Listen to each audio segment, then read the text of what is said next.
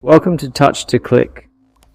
Today I'll show you how to uninstall programs on Windows 11 so you can remove apps you no longer need easily. And now let's get started. Step 1.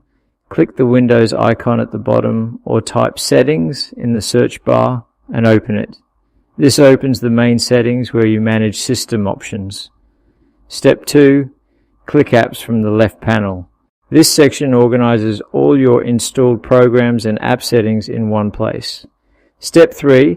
Click Installed Apps at the top to load a full list of all apps on your PC. This helps you see everything installed clearly. Step 4. Find the app you want by scrolling or using the search bar. This makes it easy to locate the exact app. Step 5. Click the 3 dots next to the app and choose Uninstall. This starts the process to remove the app from your system. Step 6. Click Uninstall again to confirm and follow any prompts from the uninstall wizard. This ensures the app is completely removed. Thanks for watching, and don't forget to subscribe to Touch to Click for more Windows 11 tips.